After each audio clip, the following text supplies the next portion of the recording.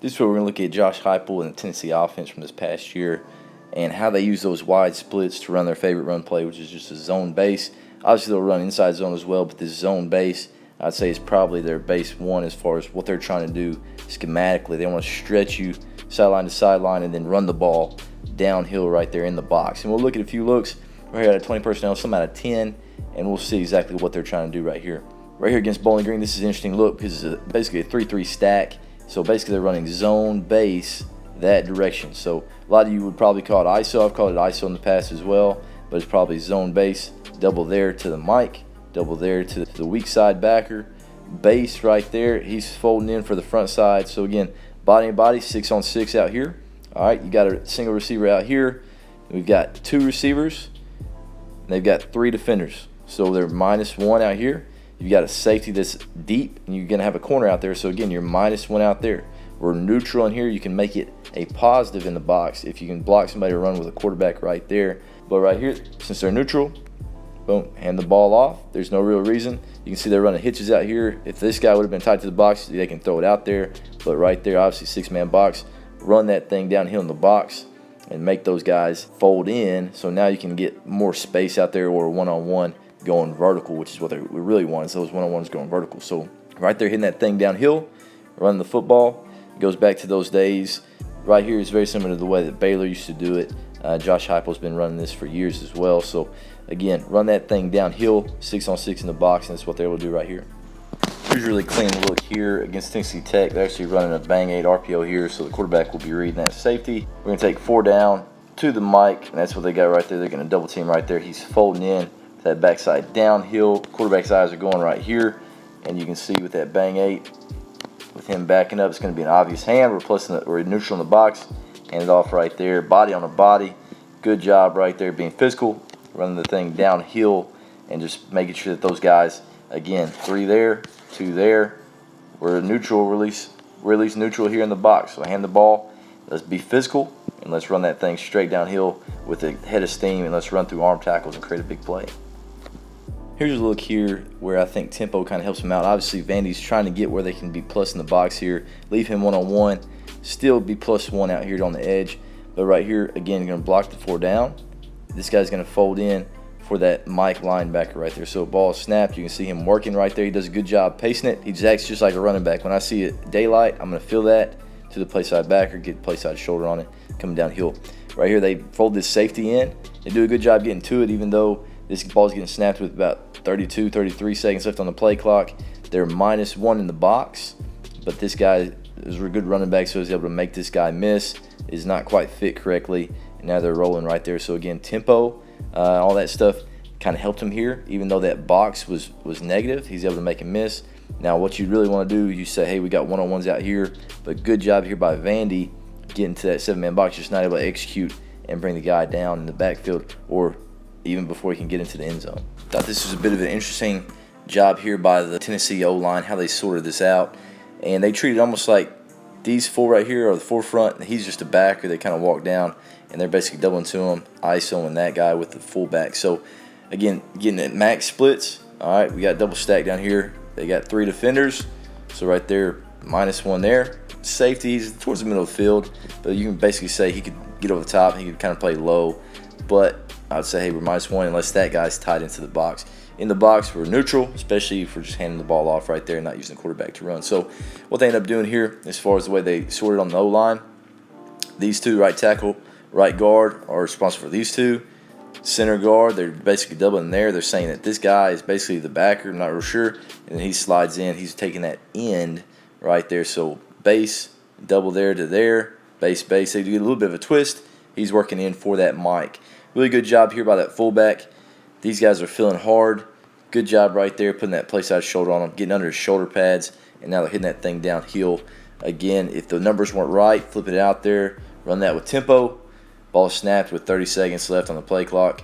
Good job hitting it, getting downhill again. Spread the field, hit the ball downhill in the box, make those guys fold in, make plays late. Now we're going to take a look at some 10 personnel sets. So right here now we don't have a fullback in the backfield. We only got 5 guys to block. So right here we're looking for 5 guys in the box, which is what we have here. And again, max splits. We're out here splitting the numbers in the hash with the slot receiver. Outside guys outside the numbers right there. So 5-on-5 in the box. The only guy that can possibly slide in is this guy right here, and we just can take care of him with our splits. So right here, interesting look here from South Carolina. This guy's way off. If we see that, might think about checking possibly to a slant or something like that if that guy's playing that far off. Safeties are in the middle field. But right here, if we're zone basing, obviously we're taking 5 in the box. We're going to double there, up, base, base, hopefully turn those guys out. And again, hit this thing downhill, and let's get going, being physical. If you're moving those guys, good double team right there, hitting it again. What's beautiful about this play is they're hitting it downhill with the head of steam. You can see his shoulder pads are going straight at the goal line, straight at the end zone, and he's falling forward right there for 5. Obviously, you'd hope to get more right there with that box being so light, but right there, not quite able to contain that D tackle. He's able to make the play for about 5 or 6. Again, hitting that thing downhill. If you would have stopped it right there, you say, hey, that guy's about to pop. But right there, good play by the D tackle. All right, here's a look against South Carolina, and as you can see right here, there's actually 6 in the box here. We only got 5 to block it, so we're actually -1 right here. So a lot of you are probably saying right here, should be throwing the RPO, all this stuff, throwing it outside. Fine, okay, that's part of it. Sometimes people will walk down, they'll play cover 1.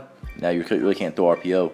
One thing that'd be great, obviously, if you can catch them right there, is maybe a slot fade, something like that, where you can get one of your better players, maybe running vertical on maybe a lesser guy or a guy that's not used to playing that one-on-one, whether it's a safety, linebacker, something like that. But right here, as you can see, they end up, it's a 3rd and 1, going with tempo, 33 seconds left on the play clock, and it's getting snapped. If we do get to this situation, we don't like throwing the RPO out here, we don't want to check, whatever it is. Now we tell the quarterback, hey, you're going to go 4 down to Mike. All right, so they're blocking 4 down to Mike. The quarterback is responsible for that guy right there. So as this ball is getting snapped, a base right there, working up. Again, being physical, getting downhill with the running back.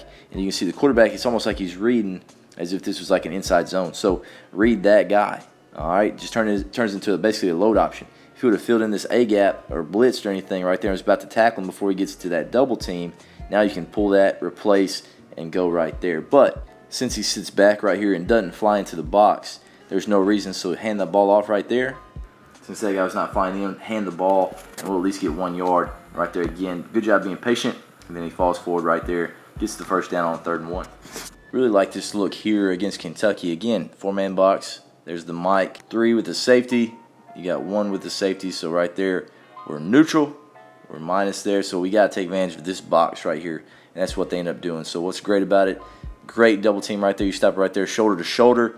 Those guys are working up to that Mike base. They're getting a bit of a twist here, which is fine. Good job sorting that thing out. Again, getting shoulder to shoulder, hip to hip, working up to that backer. Good job right there getting off of it. Not the greatest job here, but they're able to get him on the ground. He's trying to split the double team, which is what he does right there. They're kind of lucky that he stumbles and it's not able to make the play. And that Mike, good job right here. Press that double team as tight as we can. Make this linebacker step up to it. Make it easy for him. And they're able to get that Mike with a bit of a cut, just kind of falling down with that guy splitting that double team. Gets him rolled up. Good cut right there. And as you can see, they're faking this quick screen to number 2. He has the wide, and the safety is actually dropping that way. Some kind of a roll right here with him playing to the flats. He's getting over the top. 1 high. That corner is probably high as well. So those guys are getting out of the box. Again, pretty lucky right there with that call from the secondary, with those guys rolling out. Now, look at all that space. It looks very similar to some things we've seen in the past from a lot of different teams that had those Art Browse, Kendall Browse looks right there that they've had in the past. Good job there with the double team.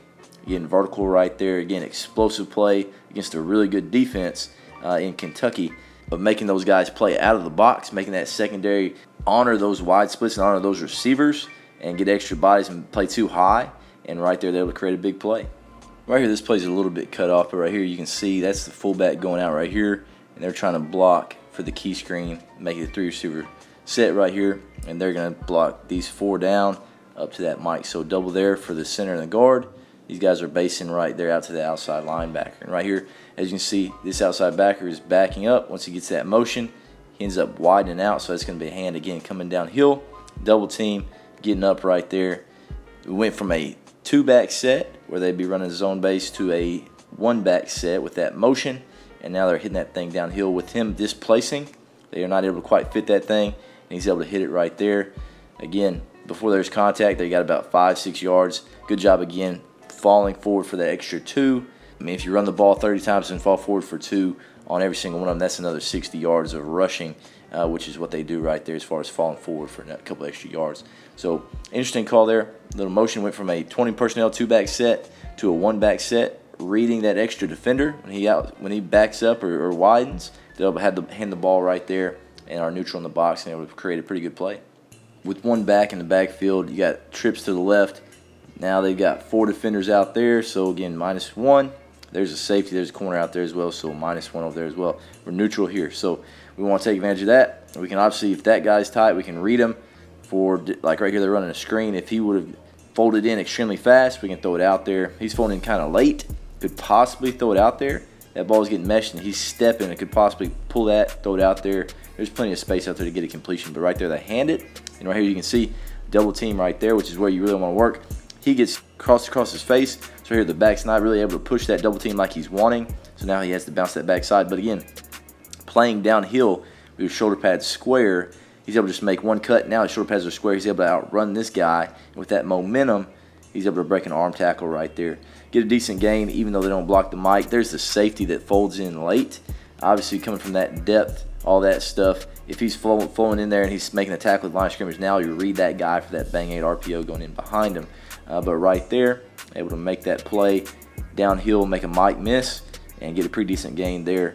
Even though it's a 3rd and long situation, able to make a guy miss, get a decent gain, get him out of their own end zone so they can get better field position.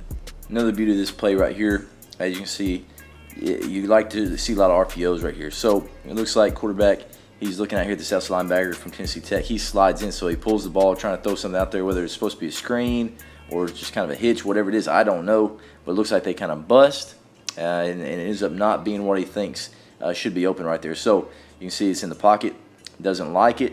Now he just continues to filter through in case that quarterback runs right there. He ends up just being a quarterback draw with an ISO right there. And obviously whenever you got good athletes back there, he's able to make a guy miss. But right there being physical, if something goes wrong, you've always got the option right there with your quarterback to run and create a big play right there, especially when you got a guy that's that good in open space like their quarterback is at the University of Tennessee. So it gives you kind of an extra dimension right there to be physical with your quarterback if you need to be.